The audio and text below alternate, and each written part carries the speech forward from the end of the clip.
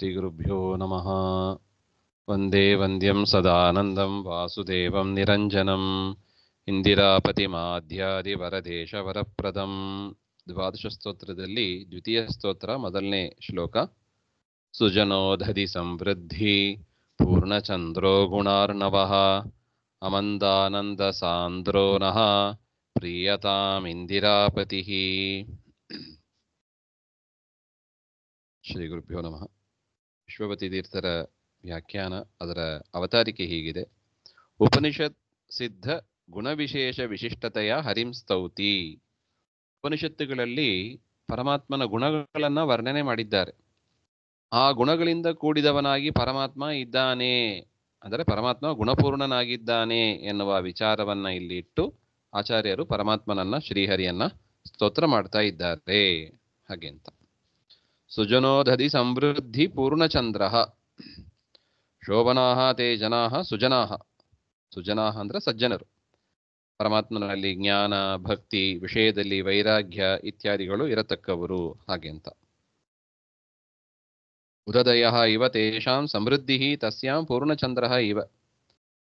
ಅವರು ಅಂತಹ ಗುಣಗಳನ್ನ ಬೆಳೆಸೋದಕ್ಕೆ ಚಂದ್ರನಂತೆ ಇದ್ದಾನೆ ಪರಮಾತ್ಮ. ಹಾಗೆ ಅಂತ. ಅಂದ್ರೆ ಸಜ್ಜನರಲ್ಲಿ ಏನಾರು ಒಂದು ಗುಣಗಳು, ಜ್ಞಾನ, ಭಕ್ತಿ ಇತ್ಯಾದಿಗಳು ಕಂಡು ಬಂದರೆ ಅದು ಪರಮಾತ್ಮನ ಅನುಗ್ರಹದಿಂದ ಆಗತಕ್ಕದ್ದು. ಹಾಗೆಂತ. ಪರಮಾತ್ಮ ಹೇಗಿದ್ದಾನೆ ಹಾಗೆಂದ್ರೆ ಗುಣಾರ್ಣವಃ ಗುಣೈಹಿ ಆನಂದಾದಿ ಗುಣೈಹಿ. ಗುಣ ಅಂದ್ರೆ ಯಾವುದು? ಆನಂದ, ಜ್ಞಾನ, ಕರುಣೆ ಇವೇ ಮೊದಲಾದ ಸದ್ಗುಣಗಳು, ಕಲ್ಯಾಣ ಗುಣಗಳು ಏನಿದೆ ಅವುಗಳು ಅರ್ಣವಃ ಇವ, ಸಮುದ್ರ ಇದ್ದಾಗಿದೆ. ಪರಮಾತ್ಮನಲ್ಲಿ ಗುಣಗಳು ಹೇಗಿದೆ? ಸಮುದ್ರ ಇದ್ದಾಗೆ. ಅಂದ್ರೆ ಏನರ್ಥ? ಪರಮಾತ್ಮ ಗುಣಪೂರ್ಣನಾಗಿದ್ದಾನೆ. ಪೂರ್ಣ ಗುಣ ಇತ್ಯರ್ಥ. ಅಂತ ಪೂರ್ಣ ಗುಣನಾದ ಅಮಂದಾನಂದ ಸಾಂದ್ರ, ಪರಿಪೂರ್ಣವಾದ ಆನಂದ ಸಾಂದ್ರ, ಆನಂದ ಘನ, ನಿಬಿಡವಾದ ಆನಂದ ಮುಂತಾದವುಗಳನ್ನ ಉಳ್ಳವನು ಅಂತ ಅರ್ಥ. ಅಂತ ಪರಮಾತ್ಮ ಆನಂದ ಉಪಲಕ್ಷಿತ ಅನಂತ ಗುಣಾತ್ಮಕ ಇತ್ಯರ್ಥ. ಅಮಂದಾನಂದ, ಅಮಂದವಾದ, ಅಮಂದ ಅಂದ್ರೆ ಅಪೂರ್ಣ ಅಂತ ಅರ್ಥ, ಅಂದ್ರೆ ಪೂರ್ಣ ಅಂತ ಅರ್ಥ. ಸ್ವಲ್ಪ ಇಲ್ಲ, ಪೂರ್ಣ ಅಂತ ಅರ್ಥ. ಮಂದಾನಂದ ಸಾಂದ್ರ, ಅದು ನಿಬಿಡವಾಗಿ ಇದೆ. ಬರೀ ಆನಂದ ಮಾತ್ರ ಇಲ್ಲ, ಎಲ್ಲಾ ಗುಣಗಳು ಕೂಡ, ಜ್ಞಾನ, ಕರುಣೆ ಇತ್ಯಾದಿ ಎಲ್ಲಾ ಗುಣಗಳು ಕೂಡ ಪೂರ್ಣವಾಗಿದೆ, ನಿಬಿಡವಾಗಿದೆ.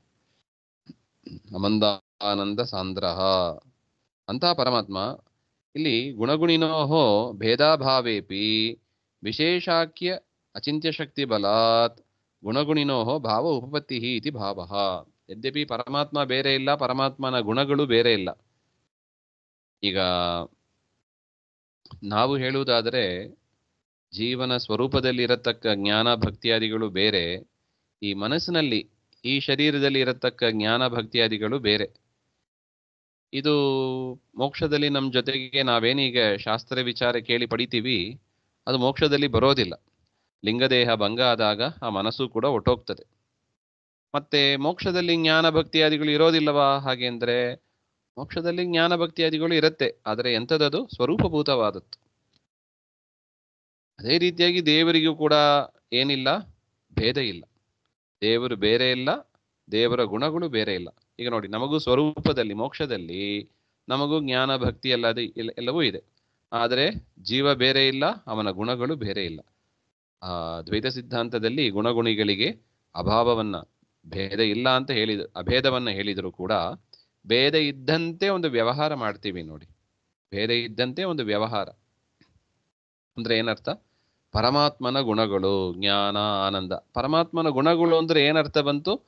ಪರಮಾತ್ಮ ಬೇರೆ, ಅವನ ಗುಣಗಳು ಬೇರೆ. ಈಗ ನೋಡಿ, ನಮ್ಮ ಮನೆ ಅಂದ್ರೆ ಏನರ್ಥ? ನಾನು ಬೇರೆ, ನನ್ನ ಮನೆ ಬೇರೆ. ಅದೇ ತರ ಪರಮಾತ್ಮನ ಜ್ಞಾನಾನಂದಾದಿ ಗುಣಗಳು ಅಂದ್ರೆ ಏನರ್ಥ ಬಂತು? ದೇವರು ಬೇರೆ, ದೇವರ ಗುಣಗಳು ಬೇರೆ ಎಂಬ ಅರ್ಥ ಬಂತು.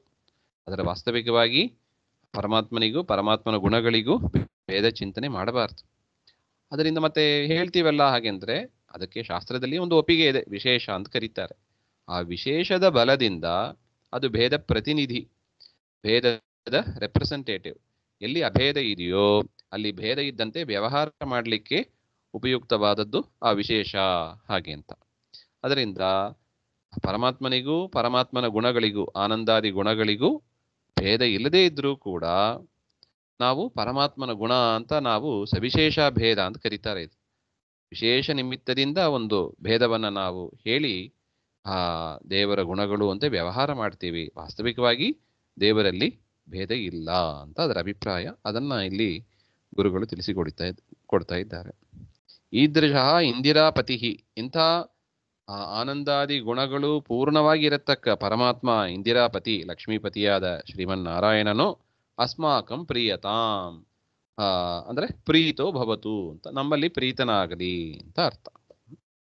ಸುಜನೋಧರಿ ಸಮೃದ್ಧಿ ಪೂರ್ಣಚಂದ್ರೋ ಗುಣಾರ್ಣವಃ ಅಮಂದಾನಂದ ಸಾಂದ್ರೋ ನಃ ಪ್ರಿಯತಾಂ ಇಂದಿರಾಪತಿ. ಶ್ರೀಮಧ್ವಾಂತರ್ಗತ ಶ್ರೀಕೃಷ್ಣಾರ್ಪಣಮಸ್ತು. ಶ್ರೀಹರೇ ನಮಃ.